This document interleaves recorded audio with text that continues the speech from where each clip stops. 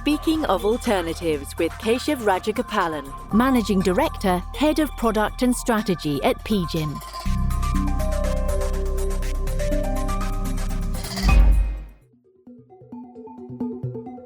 Defined contribution plans play an important role in today's investment world, opening up opportunities for alternative assets. They also come with their own set of practical considerations. Keshav delves into the world of defined contribution strategies and investing with Josh Cohen, Managing Director of PGIM's DC Solutions business. Welcome to Speaking of Alternatives, the podcast where we dig into the many layers of the alternatives landscape. Today, very excited to be joined by my friend and colleague Josh Cohen, who's a managing director in our DC Solutions business. We're going to dive into everything that's evolving so quickly in the defined contribution landscape and how alternatives may play an increasingly important role in that space. I'm really pleased to also be joined by Josh because he's actually a podcast expert in and of himself. Josh was the mastermind behind PGIM's first podcast series, The Accidental Plan Sponsor. Josh, maybe to start off, as we start all of these discussions, tell us a little bit about yourself and how you got into asset management, but more specifically, the DC space, where obviously you have a tremendous amount of expertise. Well, thanks, Keshav. It's so great to talk to you and be on this podcast. And it's funny, harking back to the podcast that I started, Accidental Plan Sponsor, I use that title because the podcast is really an exploration of the evolution and history of retirement plans, primarily in the U.S., but I also look globally. And I was asking, how did employers in the U.S. at least accidentally become this role of a plan sponsor? But what I also found when I was doing the podcast and interviewing guests is many people accidentally found themselves working in retirement plans. It wasn't the plan for many people, and myself included in that. Frankly, how did I get into it in the first place? Well, the only company that offered me a job out of college was a large company called Hewitt Associates out of Chicago that administered retirement plans for large employers, mostly corporate employers. So I got this job. I learned about retirement plans, how they work, how they operate, invaluable experience. But then after a couple of years, I realized I wanted to get back on the investment side. I was an economics major and I wanted to get more to that side. So I moved over to investment consulting roles at that firm and subsequent firm. And I would spend my time advising large plan sponsors on their DC lineups and their plan design. And then 8 years ago, I was fortunate to join PGIM. So I moved to the asset management business, but I continue to work with large plan sponsors and the marketplace on best practices and solutions and capabilities for their DC plans. So Josh, you've been around this retirement space now for quite some time, in many seats, which lends to the many different perspectives you have. What keeps you in it today? Why are you engaged? Why are you interested? And what really drives your passion about the DC space? I think a lot of us who are in the DC space, certainly we're interested in our roles, our careers, and such. But we also know at the end of the day, we're doing a lot of this for the end worker and saver and retirees. And we know the types of solutions and capabilities and design features that we're working towards for defined contribution plans really has a meaningful impact on their retirement readiness. And so these are our family members, our friends, our fellow citizens. And so I think that really drives me as well as the intellectual interest. I think also when it comes to defined contribution plans specifically, there's a math. What's the right asset allocation? What are the right investments to help people build good portfolios? And some of that we're going to talk about today. But there's also such a human element to it too, because we have participants in these plans and all their behavioral quirks and such that become more important when it's not a defined benefit plan, when it's all done for them, but it's a savings plan where they have a lot of more say on how the investments are allocated, how much they save, et cetera. And finally, I had one more thing, Keshav, is the policy element to it. Every country has this need to make sure their population has a secure retirement. But that's a very tricky thing. It's such a long-term challenge. It's very expensive when a lot of countries and individuals have more short-term needs financially and otherwise. So how do you build a system that includes social security systems and workplace saving systems and personal savings to make sure your population does have a secure retirement? I find that very interesting as well. The need for individuals to be financially prepared for their retirement is a universal concern. However, each country has its own history and culture, which play a fundamental role in defining how employers and the respective governments approach this challenge. It's interesting. It's someone's needs, wants, their behaviors that drive what they'll eventually need. But then there is the policy element and also the cultural elements. Each country thinks about this differently based on maybe certain paternalistic features. You and I were recently working on something even in the Middle East where they're thinking about how to approach retirement. And that is very different than how we may think about it here in the US or in Australia and other parts of the world. So it is fascinating country to country how different it can be, but still how important it is at the end of the day. The global perspective is super interesting. I have a whole season of my podcast where I look at other countries beyond the US. And again, a lot of the issues rhyme. The math is actually somewhat similar, but the context, the cultural topics and issues, the providers, the history, the legacy can be very different, the population's needs, et cetera. So it really is fascinating to look globally at these topics. And again, it's something every country in the world is wrestling with, maybe taking it from different angles, but still it's a global need. The topic of this podcast is alternatives. So let's create the intersection of DC and alternatives. So if you had a minute to kind of frame this for our audience, what is the case for alternatives in DC plans? Well, Keshav, we know most defined benefit plans, for example, that are trying to meet a liability to meet the retirement needs of their members use all sorts of asset classes to meet those needs. We know defined benefit plans are going away, and this is a global phenomenon in favor of more of a defined contribution approach. Yet this need to have robust portfolios to meet retirement needs doesn't change. Yet as we look globally, most DC plans haven't kept up. Most of their investments are more simple. Probably one of the big exceptions is Australia with the super funds. But in the US, we recently did a survey of plan sponsors. 73% agreed that plans should have within their target date funds, for example, more asset classes to provide diversification. But that's not really happening. Why is a DC plan a great place for this? Because you have professionals looking over these plans. You have professionally managed solutions like target date funds and other multi-asset solutions. You have institutional buying power by the plan sponsors. And these are asset classes that really are well suited for a retiree's portfolio. They're long-term in nature. These tend to provide inflation protection, which is really important for retirees. So we think DC plans are a great way to provide access to individual participants, these same asset classes that are available to institutional investors, not just DB plans, endowments and foundations, sovereign wealth funds, and high net worth investors. That point now is really timely. We like to unpack a headline in each of these episodes, and this one's about a potential future headline, but there's a lot of buzz right now that the Trump administration is going to issue some new directives that will actually open up DC plans to alternatives, specifically things like private equity, crypto, gold. What are you hearing, especially in policy circles? What are you hearing about this, and how should we begin to think about this? Well, a lot of buzz and interest and activity in the policy circles. And who knows by the time this is released, if there will be an executive order or other policy initiatives. Many governments around the world are interested in this topic for various reasons. Sometimes it's to make sure there's enough capital for the local economy and things like infrastructure and other types of investments, but also aligned with what members and participants need to grow their accounts. This current administration is very interested in this topic for various reasons as well.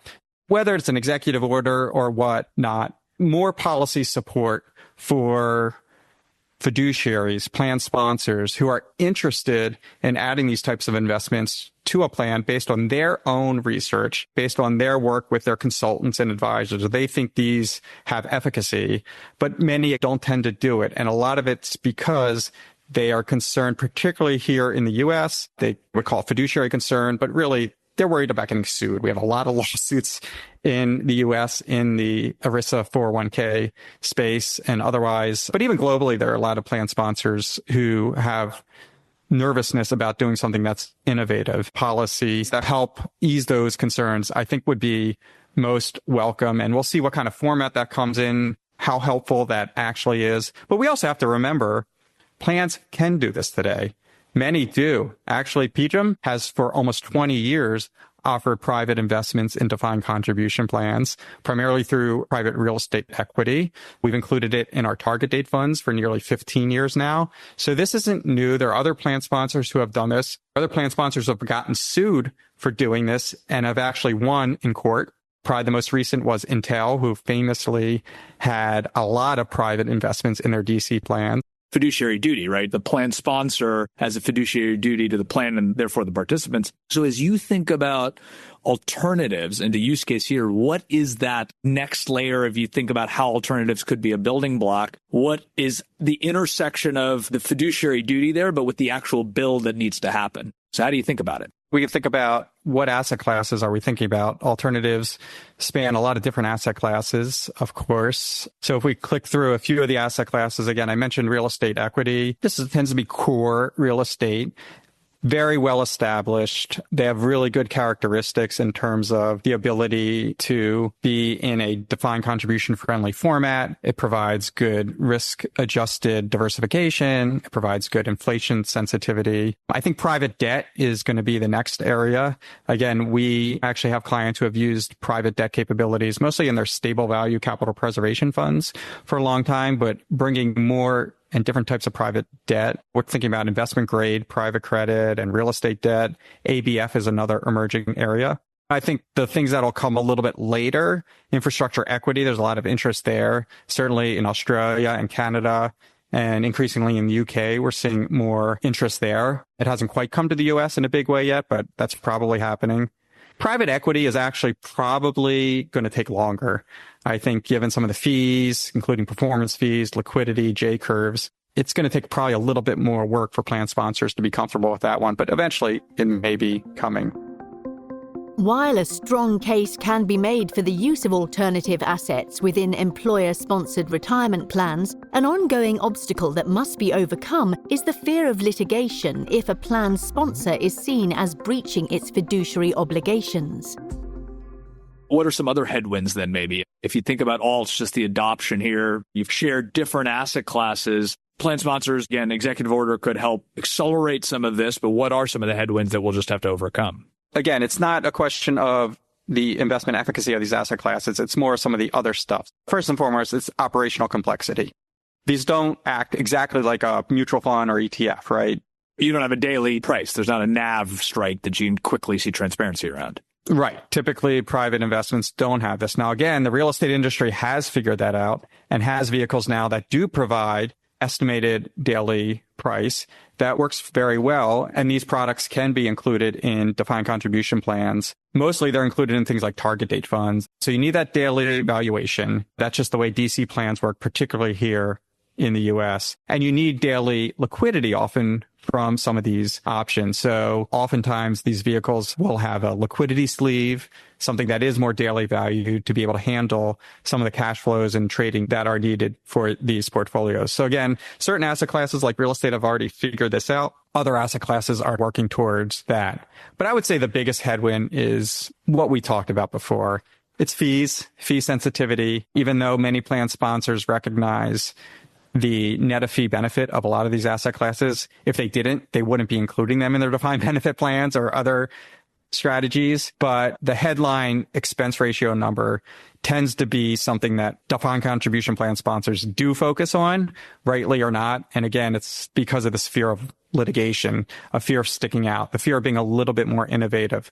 Plus, if you start adding asset classes that make you look different than the herd, make you look different than standard target date funds, and you have the Magnificent Seven and an S&P 500 fund driving most of the returns for a short period of time, then you're going to look like an outlier, even if you know these are good investments for the long term. So being an outlier, sticking out is something that in our environment, rightly or not, plan sponsors worry about, and it has crimped innovation. But again, this is where hopefully policy initiatives will help address some of those topics as well. Yeah, so it sounds like in many ways, the issues and some of those headwinds aren't new, and they're probably going to still be there. And as you've pointed out, alts in DC plans isn't new either, but now are we at a new moment where with some of the policy support and just thinking about it a little differently, will you see an evolution here? Sure. And look, there's just a lot of interest on the supply side.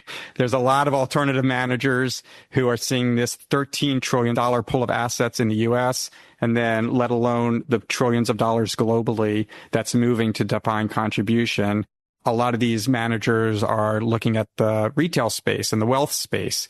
And so defined contribution is interesting because it's kind of a mix of institutional and retail and wealth because you have the end participant. So there's a lot of innovation, product innovation or otherwise, to bring some of these private assets to the individual investor. So that work's being done, and then thinking about, well, how can we apply that potentially to the defined contribution space? Now, again, will the supply and the interest from those who provide these products match up with the demand? I think overall, ultimately, it will. It still may take a while because even if we get some regulatory support, I think things tend to move slowly in the DC space. They take time, but I think the direction of travel is definitely to try to incorporate more of these beneficial asset classes to defined contribution portfolios. Alternative assets have a lot of potential to enhance and more broadly diversify portfolios within the defined contribution world. A major consideration is in how to incorporate them optimally. So we like to get questions from our clients. Our PGIM distribution teams are out there listening with their ears to the ground on what our clients are asking about. So a couple of questions maybe. You've mentioned target date funds. Obviously, target date funds bring that institutionalization to the multi-asset approach, and it's been a huge beneficiary of flows just because of the ability to have that be a package solution. Could you see alts outside of a target date fund, or is that really going to be how they're incorporated? We think the best application is within some professionally managed multi-asset type of solution. There are examples where alternative investments, maybe as a single asset class or as a portfolio, is available to a member or participant to choose on their own. But that comes with additional complexities around both liquidity and participant education. And do you want to have participants put all of their assets, for example, in one of these alternative asset classes? So we think the best application in general for investments across defined contribution plans, but specifically for alternatives, is in multi-asset. And target dates are currently the most dominant multi-asset type of option in DC plans, particularly in the US, but we're seeing that globally as well. Now, that's evolving too for other reasons. We're seeing more proliferation and interest in things called managed accounts here in the US. So these, you can think of more personalized allocations, like a personalized target date fund that looks at more than individual's age to more craft the portfolio that's right for that individual based on their specific retirement needs and wants and objectives. There's a great application to include these alternatives in this context as well, because it's still professionally managed. It's still overseen by a manager who's determining the asset allocation. It's just being personalized more to the individual. And then increasingly, we're seeing interest in how do you help individuals decumulate? So there's different types of solutions. Decumulation, or the gradual drawing down of assets to form a reliable income stream from DC retirement plan accounts, presents challenges to plan participants who are not trained professionals.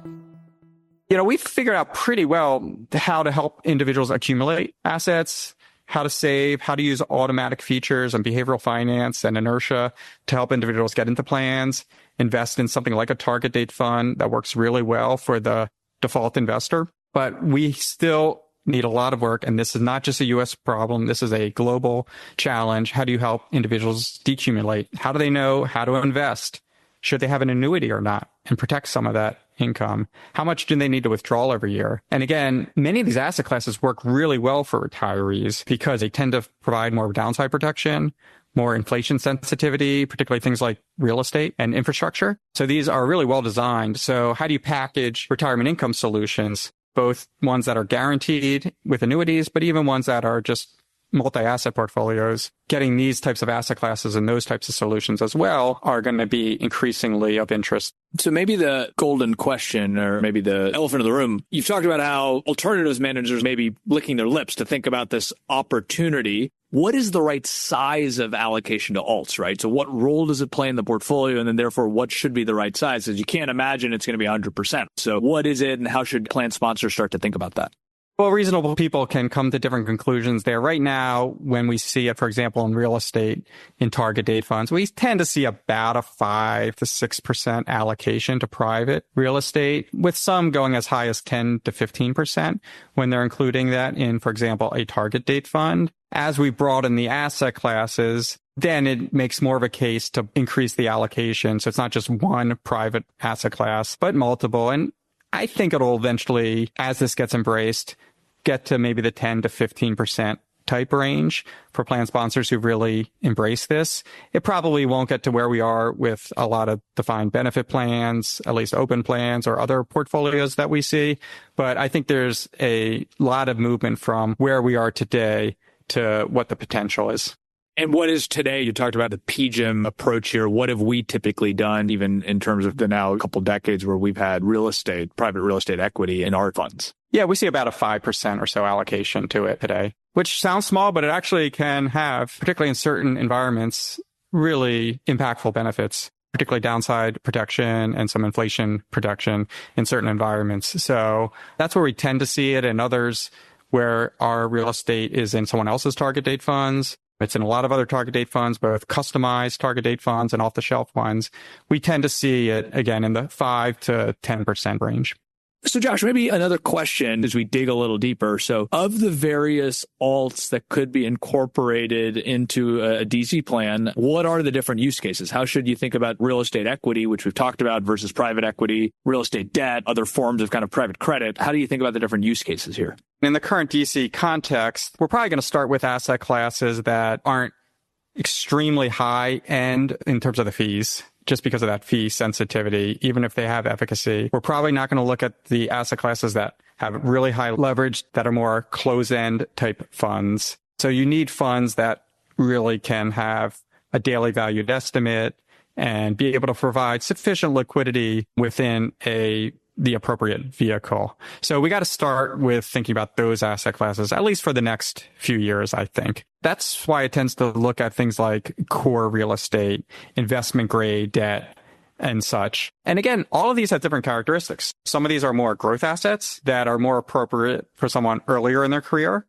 That would be in the target date funds, for example, that are in the vintages for younger savers. And others, more like fixed income and certainly more inflation sensitive assets, are going to be more appropriate for those closer to and in retirement. So I think we need to be careful about just bucketing all alts into one bucket and maybe just have an offering that has all these different kitchen sink asset classes, because they do impact the portfolio differently. So I think it's important not to look at these in terms of a monolithic asset class, but they all have different characteristics that could be important in different parts of someone's life cycle. And I think that's the way the market's going to evolve. I think that makes sense. And not all alts are created equal. So I think in many ways, trying to get to that next layer will be important, especially from a plan design perspective. I think we can also confuse the buyers a lot. Too much choice and making it so broad. So I think getting specific is going to be important here. Exactly. Maybe a final question on that front. Who's done it right? If you think globally in the U.S., where it sounds like we've done it for some time, but we may be on the precipice of an evolution or a revolution here. What other countries have gotten this right in terms of incorporating alts into their retirement plans? Well, Australia is really held up as the gold standard here. They have such an interesting history. I would encourage your listeners to listen to an episode in season 2 of my podcast where I focus on the history and evolution of the Australian superannuation funds. It's interesting in so many ways. They actually mandate savings into retirement plans as opposed to other countries where it's more voluntary. And again, they've always from the beginning leveraged more liquid and illiquid asset classes in their portfolios, and that's evolved over time. And they've become some of the biggest global investors in private markets now because of that. And their members have seen tremendous growth of their portfolios relative to what they would have seen if they were just in standard asset classes. So I think Australia is the standard that many of us do look at when we look at good examples across the globe. And I think others are trying to move in that direction. Definitely. Listeners should check out that episode to learn more. Well, Josh, this has been a really fascinating conversation. We're on the edge of something very interesting and new here. Again, my takeaways, one is it's actually not new. Alts have been around in DC plans for a while now, but we could be in a different moment in terms of how they're incorporated. 2 is, I think what we just talked about, not all alts are created equal. So even as you think about and plan sponsors start to examine the incorporation of alts into their DC plans, they really need to think about the use cases of specific alternative asset classes and how they could be incorporated. And 3 is that customization theme. We talked about target date funds obviously being so important in terms of a package for a multi-asset approach to DC plans. But as technology has enabled more customization to managed accounts, that combined with incorporating alts will potentially lead to some really interesting and positive outcomes for participants. But Josh, this has been a fascinating conversation and really enjoyed it. And again, do encourage the listeners to tune into your podcast to learn more about the DC landscape overall. Really enjoyed it, Keshav, as well. And as I used to say, as I was closing my podcast, thanks for listening. Join us next time when your host, Lori Chan, will discuss alternatives and private wealth with Dominic Carlino and Stuart Parker on Speaking of Alternatives.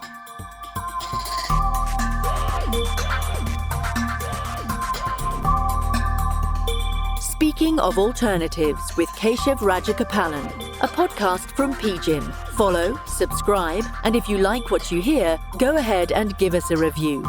And be sure to look for the podcast, The Outthinking Investor, also from PGIM.